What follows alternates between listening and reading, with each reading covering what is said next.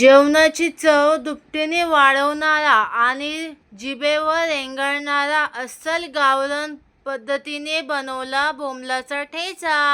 एकदा खाल्लं तर परत बनवायला मन होईल. तर चला वेळ न घालवता रेसिपीला सुरुवात करूया. आज आपण बोंबलाचा ठेचा करणार आहोत. त्यासाठी लागणारी सामग्री दाखवते. 10-12 हिरव्या मिरच्या आहेत, 10-12 लसणाच्या पाकळ्या, चवीनुसार मीठ, जिरं आणि सगळ्यात महत्त्वाचे बोंबील. 5-6 बोंबील घेतलेले आहेत आणि मूठभर कोथिंबीर घेतलेली आहे. सर्वात अगोदर आपण हे बोंबील साफ करून घेऊया. आता बोंबील साफ करून घेऊया. हे वरचं डोकं कापून टाकायचं, हे पंख काढून टाकायचे, शेपटी काढून टाकायची, बारीक बारीक त्यांना कापून घ्यायचे. असं सगळे मम्मी करून घेते. असे सगळे बोंबील मम्मीने कापून घेतलेले आहेत. आता पुढची प्रोसेस मम्मी सांगेन. आता बोंबलांना पाण्यात टाकून 5 मिनिटं असं चोळून घ्यायचं, कारण त्याच्यावर आहे ना रेती कचरा वगैरे मीठ लावलेलं असतं ना, ते सर्व दूर होईल म्हणून पाण्यामध्ये असं 5-10 मिनिटं ठेवायचं. असं चोळून ह्यांना व्यवस्थित धुवून घेतलेलं आहे. आता ह्याला आपण काढून घेऊया आणि ना ह्याला असं निथळत ठेवायचं थोडा वेळ, म्हणजे त्यातलं पूर्ण पाणी निघून जाईल. मी गॅसवर लोखंडी तवा ठेवलेला आहे. त्या तव्यामध्ये आपण तेल गरम करत ठेवूया.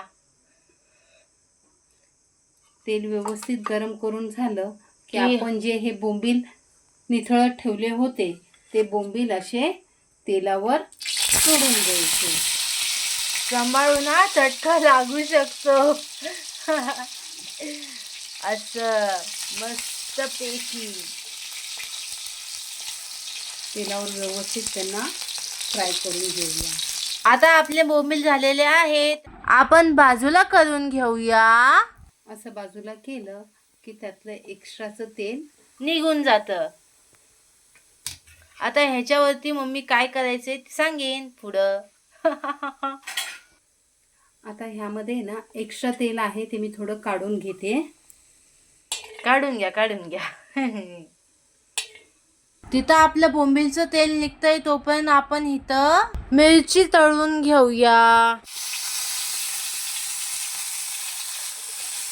त्यासोबत लसूण पण टाकलेले आहेत. चांगलं मिरचीला डाग येईपर्यंत भाजून घ्यायचे. असं आवाज येतच असेल मैत्रिणींनो. आता आपण हे काढून घेऊया.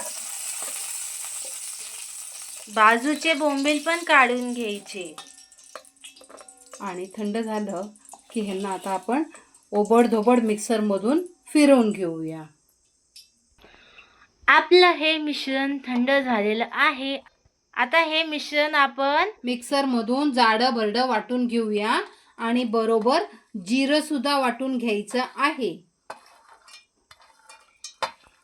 आणि ही मुठभर कोथिंबीर घेतलेली ही पण टाकून घ्यायची. तुम्ही कोथिंबीर अख्खी पण टाकू शकता आणि कापून पण टाकू शकता. चवीनुसार मीठ घ्यायचं आणि मिठाचं प्रमाण कमी ठेवायचं. बोंबलांना मीठ लावलेलं असतं ना, त्यासाठी मिठाचं प्रमाण कमी घ्यायचं. आता मी यांना जाडं भरडं वाटून घेते.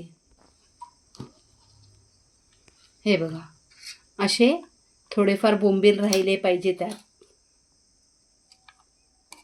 हे बघा. आता हे मिश्रण आपण तव्यावर टाकून घेऊया.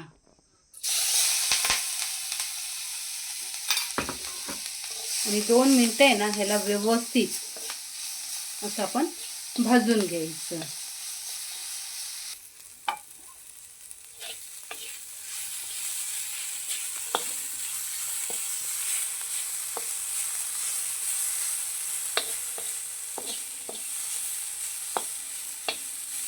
हवं असलं ना तुम्ही यावर आमचूर पावडर किंवा लिंबू काही टाकू शकता. पण हा असाच बोंबलाचा ठेचा खूप छान लागतो. जेवताना तोंडाची चव वाढवणारा हा बोंबलाचा ठेचा आहे. हा आपला झालेला आहे. आता मी याला काढून घेऊया. अशा प्रकारे आपला बोंबलाचा ठेचा बनवून तयार झालेला आहे. मैत्रिणींनो, तुम्हाला जर आजचा हा व्हिडिओ आवडला असेल तर लाईक करा, शेअर करा आणि आमच्या चॅनलला सबस्क्राईब करा. भेटूया पुन्हा नेक्स्ट व्हिडिओ मध्ये. Bye bye. मोठा वाला बाय.